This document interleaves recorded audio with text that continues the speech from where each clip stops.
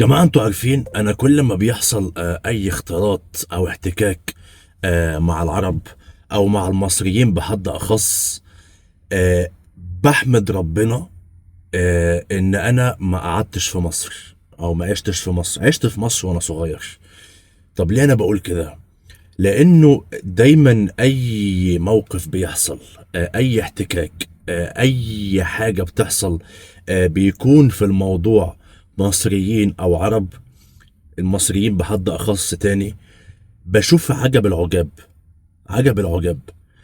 اولا انا عايز اقول حاجه، بس ان انا ردي على فيديو محمود الدره الاخير اللي هو عمله عليا، الفيديو اللي هو اليوتيوب الطويل، انا عملته وجهزته وكان المفروض ينزل علشان نقفل الموضوع ده خالص. يعني كان الفيديو ده هيبقى القاضية، بس انا ما نزلتوش ليه؟ علشان حبيت انزل الفيديو ده الاول. الفيديو ده عن ايه؟ الفيديو ده هقول لكم فيه بعض الحاجات اتمنى من اي حد، حتى لو انت بتتابع محمود الدورة وبتحبه حب عنيف، وانت طبعا، انا بالنسبه لك ما تعرفنيش ولا عايز تعرفني اصلا، ولكن ممكن نحط محمود الدورة على جنب وتحطني انا على جنب. انا عايز اكلمك في اسس ومبادئ تعليميه واخلاقيه. فمش هتخسر حاجه لما تشوف الفيديو ده. مش تخسر حاجه. بعد ما اخلص الفيديو ده وينزل، بعدها هنزل ردي على محمود الدرة، علشان حابب اشوف اذا كان الناس عندها قدرة ان هم يتغلبوا على الانفعال والهجوم اللي ما فيهوش تبرير، ويلتزموا باخلاقهم ومبادئهم، ولا لا. فالفيديو ده هينزل الاول، وبعد كده ردي على محمود الدرة الاخير والنهائي والقاضي على كل حاجة هو بيقولها for good. يعني خلاص بعدها الموضوع ده انا هقفله تماما، لان انا مش محتاج اتكلم فيه تاني بعد كل اللي اتكلمت فيه، وبالذات في الفيديو اللي انا هحطه. طب انا طالع اتكلم في ايه دلوقتي؟ انا طالع اتكلم في آه ان احنا بعدنا بعد بعيد قوي عن الدين وعن الاخلاق وعن المبادئ.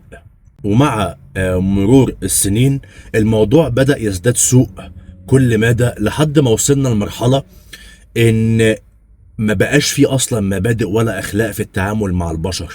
انت عارف لما سيدنا النبي مات، عمر بن الخطاب رضي الله عنه طلع في الشارع، وعمر بن الخطاب كان معروف بالهالة بتاعته. لو مش عارف يعني ايه هالة، يعني جسمه الكبير الطويل العريض، كان بيخوف، كان له هيبة يعني.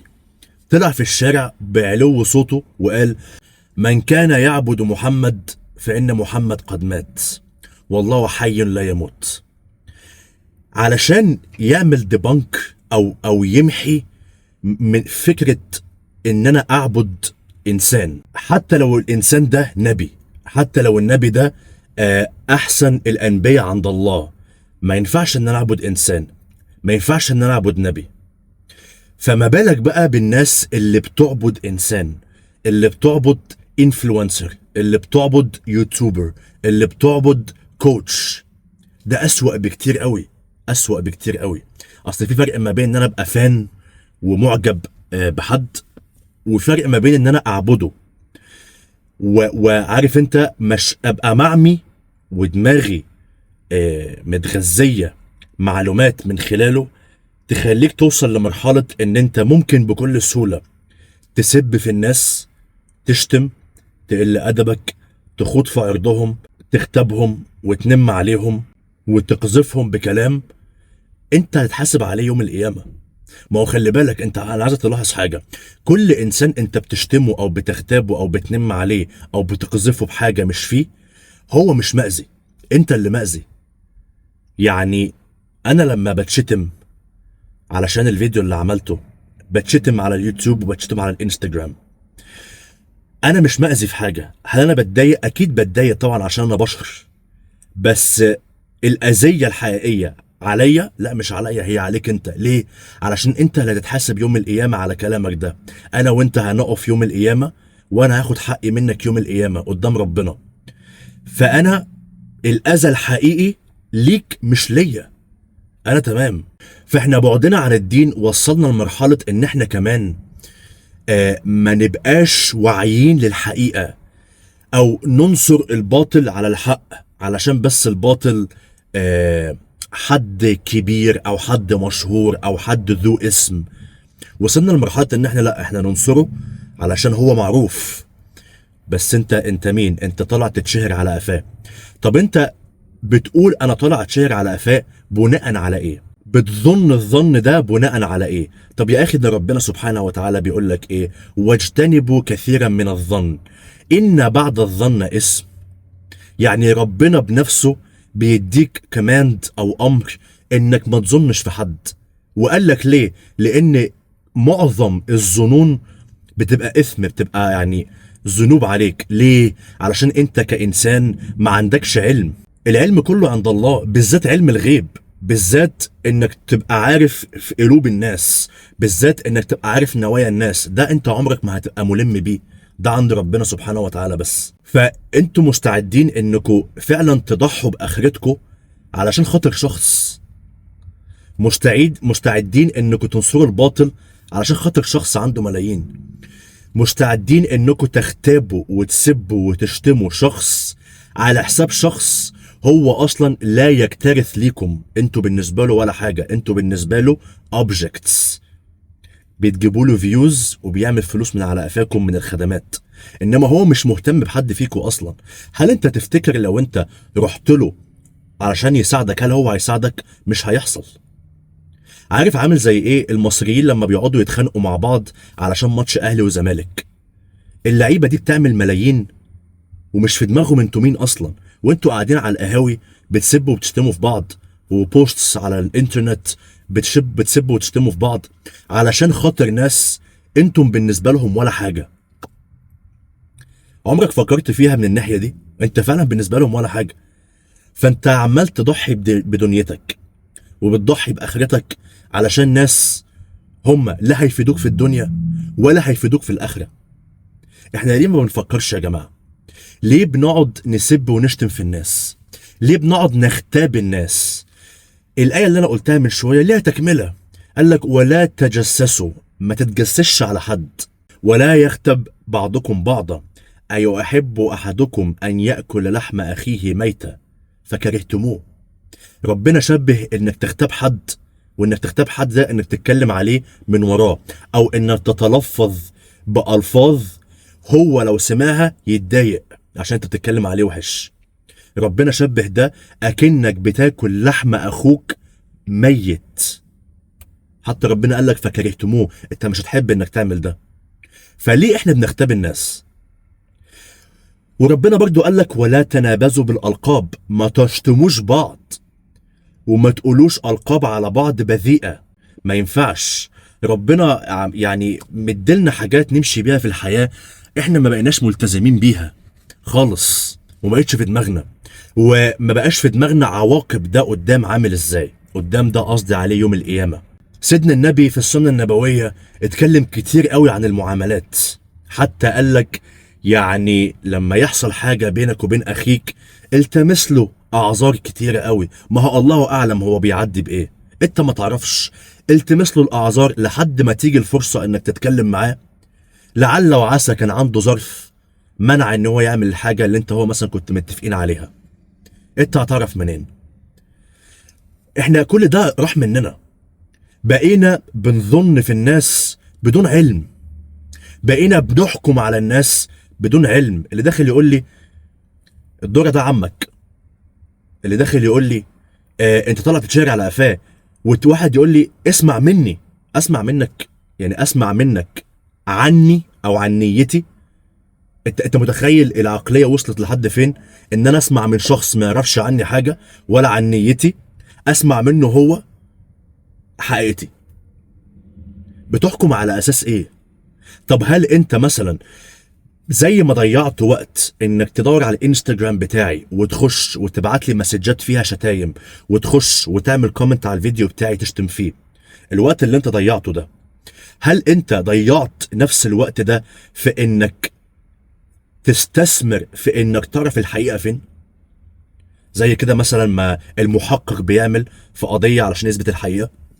هل انت عملت ده؟ ده يا اخي علي بن ابي طالب اتسرق الدرع بتاعه من يهودي، راح واليهودي ده راح واخده للقاضي. يعني اليهودي سارق الدرع وواخد علي بن ابي طالب لما كان هو امير المسلمين، يعني هو رئيس الجمهوريه بمفهومنا الحاضر. لو احنا بنتعامل بالمنظر ده المفروض ان القاضي يحكم لعلي بن ابي طالب، لانه مش بس من المبشرين بالجنه، لا ده كمان امير المسلمين، امير المؤمنين. ازاي اصلا ان انا اتجرأ افتح بقي وده واحد يهودي؟ فاهم؟ القاضي حكم لليهودي بالدرع، ان هو يعني تبقى الدرع في حوزته، علشان علي بن ابي طالب ما جابش دليل ان الدرع بتاعه. امير المؤمنين المبشر بالجنه علشان ما جابش دليل ان الدرع بتاعه، راح القاضي المسلم حكم لليهودي بالدرع. لما اليهودي ده شاف الموقف اللي حصل ده وهو طالع على الباب كده، فكر بس عشان تعرف بس مدى انك تاخد دقيقه تفكر فيها تاثيرها هيعمل ايه في حياتك. فكر دقيقه. قال لك ده امير المسلمين، ده مسلم، ده مبشر بالجنه عندهم في الدين، وده قاضي مسلم وحكم لي وانا اللي سارق. راح راجع مدي علي بن ابي طالب الدرع، قال له اشهد ان لا اله الا الله وان محمد رسول الله. ما احتاجش حتى ان حد يدعو لي للاسلام، هو موقف واحد بس ده كان الخلاصه. انتوا يا جماعه بتحكموا على اساس ايه؟ يعني علي بن ابي طالب ما جاش بشهود، تمام؟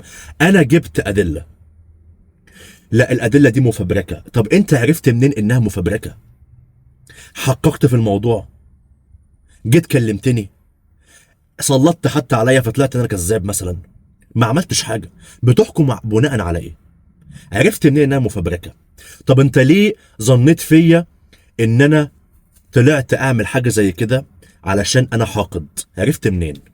طب وبالذات كمان ان انا المحتوى بتاعي ملوش علاقه اصلا بكمال اجسام وملوش علاقه بالفتنس، اطلع اعمل ده علشان اتشهر ليه؟ ما هو انا المجال بتاعي او المحتوى بتاعي اللي انا بقدمه ملوش علاقه بالمحتوى اللي هو بيقدمه، فازاي اتشهر من خلاله؟ ما هو لو انا عايز اتشهر من خلاله لازم اكون بقدم نفس المحتوى علشان الناس اللي تجيلي بناء على عنوان الفيديو او عن الفيديو، او الناس اللي تجيلي عن طريق القناه بتاعته يبقوا مهتمين بالمحتوى اللي انا بقدمه. بس انا هستفاد ايه لما اكون مثلا بقدم محتوى تعليمي في الحياه، ومحتوى نوعا ما تحفيز، ومحتوى عن امريكا وعن مصر، وبتكلم عن احوال مصر وازاي نعدل من نفسنا، ويعني نشر توعيه. هستفاد ايه لما يجي لي ناس كل اهتماماتها بادي بيلدينج وفتنس؟ مفكرتش لمده ثانيه تخش عندي على القناه تشوف الراجل ده بيقدم ايه؟ طب الراجل ده هيستفاد ايه من الشهره من واحد بيقدم في مجال تاني؟ مفيش مخ شغال ليه؟ فانت ليه بتظن فيها ظن وحش؟ ان بعد الظن اثم. انت عارف ان في يوم القيامه في خانه على الصراط اسمها خانه المظلمه او المظالم، بيقف فيها العبد قدام العبد علشان هما الاتنين ياخدوا حقوقهم من بعض، وطبعا في حضور ربنا سبحانه وتعالى. اللي ليه حق بياخده عن طريق ان هو بياخد منك حسناتك وانت بتاخد من سيئاته. اليوم اللي الناس كلها بتجري فيه من بعض، يوم يفر المرء من ابيه وصاحبته واخيه، من الناس كلها، مراته وابنه واخواته، كله مفيش، مش عايز، انا عايز انجد نفسي، انفد بجلدي. فهل انت متوقع في يوم زي ده هتبقى انت حمل تاخد سيئات زياده عن سيئاتك؟ ليه يا جماعه ما بنفكرش كده؟ ليه؟ هو علشان كده انا بقول بعدنا عن الدين وان احنا نخش في التفاهات طول الوقت وتضييع الوقت وما نثقفش نفسنا ولا اي حاجه، وصلنا للمرحله دي.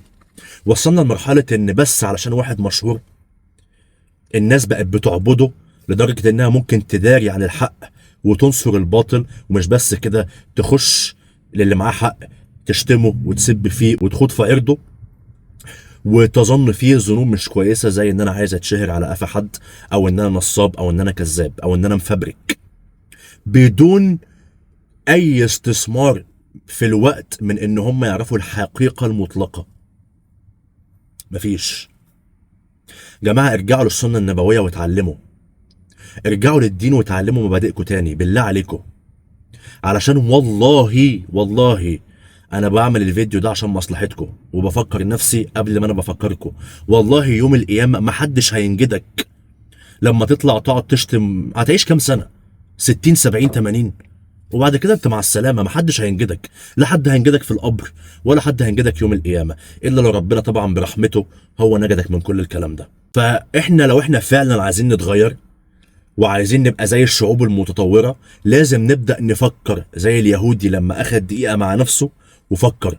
انت كمان محتاج تفكر، مش بس تقلد، مش بس انك تتبع حد، مش انك تعبد حد. ما تعبدش بشري، اعبد ربنا. البشري ده ما يستحقش العبادة منك، ربنا يستحق العبادة منك. البشري ده لا يكترث ليك بأي وضع، ربنا يكترث ليك وبكل أوضاعك، لأنه هو اللي خلقك وهو اللي مهتم بأمورك. البشري ده مش هيقدم لك أي قيمة غير اللي بيطلع يقوله على الشاشة، وانت لا علم لك ان اللي بيقدمه ده حقيقي مش حقيقي، مصطنع مش مصطنع. احنا طبعا ما بنحكمش، احنا بناخد بالظاهر، بس في الاول وفي الاخر مش ده. انا مش بتكلم على شخص بعينه، انا بتكلم على الشخص اللي بيتعبد ده. مش ده الشخص اللي هينفعك في دنيتك واخرتك. ربنا هو الاحق بالعبودية وهو الاحق بكل الكلام ده.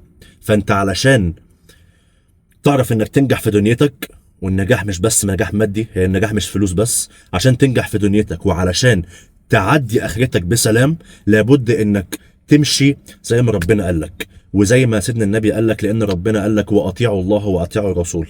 يعني هو ربنا امرك انك تسمع كلامه وتسمع كلام النبي. فانت لما ترجع للدين، للقرآن، وتبدأ بقى يعني ألف ب اسلام، وتتعلم مبادئ التعامل مع البني ادمين، وترجع للسنه النبويه تتعلم من سيدنا النبي ازاي انك تتعامل في حياتك، وازاي انك يبقى عندك مبادئ واخلاق تليق بيك كمسلم.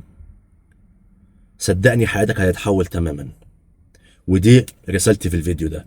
اتمنى، الله اعلم الناس اللي انا بتكلم عليهم دول هيشوفوه ولا لا، بس انا صممت ان انا انزل الفيديو ده الاول قبل الفيديو اللي هيكون فيه ردي على محمود الدرة في الفيديو الاخير، علشان بتمنى من كل قلبي اني اشوف الناس دي متغيرة، اشوف ردود افعالهم متغيرة في الكومنتس عندي، او لو هيبعتوا لي مسجات، او لو هيخشوا على انستجرام، او لو هيسيبوا كومنت على اليوتيوب.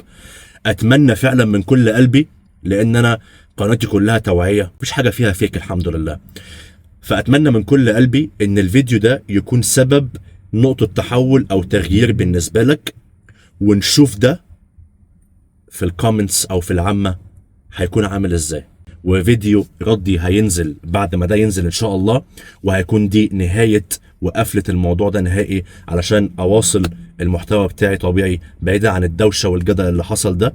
انا كده كده مسلم الامر ده لربنا، ومش عايز من الموضوع حاجة، مش عايز منه حاجة. يعني انا زي ما قلت، انا كنت طالع احكي قصة زي ما حكيت قصص كتير قوي على قناتي تخصني انا. زي كده الفيديو اللي عملته بتاع مأساة، بتاع تجربتي في العيشة في مصر، الجزء الاخير، اللي هو اصلا سبب من اسباب ان هو على القناة بتاعتي. فعلشان كده انا ما كنتش محتاج اتكلم على حد علشان اتشهر. انا كانت القناة بتاعتي اصلا كده كده مبنية، حتى لو الرقم اللي هو موجود دلوقتي بالنسبة للناس اللي عندهم ملايين ولا حاجة، بس ده اسمه بنى، اتبنت من محتواي انا. ما كنتش محتاج ان انا اتعرف بناء او من خلال حد تاني. فكده كده كان عندي ارقام، كده كده كان عندي فيوز، كده كده كان عندي كومنتس، كده كده كان عندي ناس بتسمع لي. فزي ما حكيت حاجات تخص حياتي في الفيديوهات اللي فاتت، طلعت حكيت الموضوع ده فقط لا غير. بس كده، نتمنى نشوف التغيير ده، واستنوا الفيديو اللي جاي اللي هو هيكون القفلة النهائية. ولو انت حابب انك تكمل معايا في القناة، اهلا وسهلا بيك، نتشرف بيك تتابع معايا رحلة الحياة او الحاجات اللي انا بقدمها عامة. لو مش حابب برضو ارحل في صمت. ولو انت ما استفدتش من الفيديو ده، او مش عايز او لا تكترث انك تسمع له او انك تطبقه، ارحل في صمت. ماشي؟ يعني قال لك، يعني سيدنا النبي قال لك فلتقل خيرا او لتصمت. يعني يا تقول حاجة خير يا تسكت. واعتقد ان انت محتاج تسمع كلام سيدنا النبي. بس كده، اشوفكم في الحلقة اللي جاية ان شاء الله.